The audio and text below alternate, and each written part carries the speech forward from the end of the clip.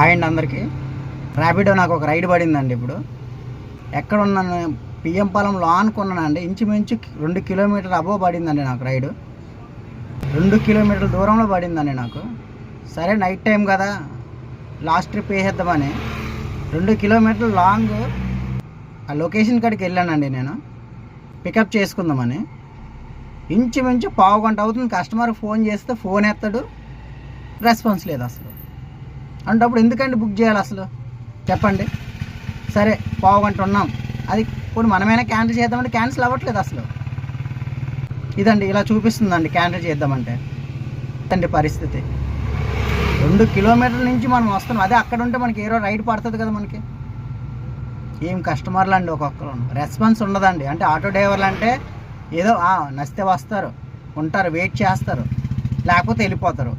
అదండి పరిస్థితి, కస్టమర్ల పరిస్థితి అది. రెస్పాన్స్ ఎవ్వరికి లేదండి అసలు. ఎంత బాధపడి రైడ్ పడిందంటే ఎంత బాధపడి వెళ్తామండి మనం. ఎంత లాంగ్ అయినా 2 కిలోమీటర్లు అంటే తక్కువ దూరమా? ఆ లాన్కి వెళ్ళి లొకేషన్ కాడికి వెళ్ళి ఫోన్ చేస్తే ఫోన్ ఎత్తడో చేయడు. ఇదండి పరిస్థితి. ఆటో డ్రైవర్లు ఇన్ని బాధలు పడుతున్నాం మనం. అదేదో క్యాన్సిల్ చేసేవచ్చు కదా. నేను క్యాన్సిల్ చేస్తే క్యాన్సిల్ అవ్వట్లేదు.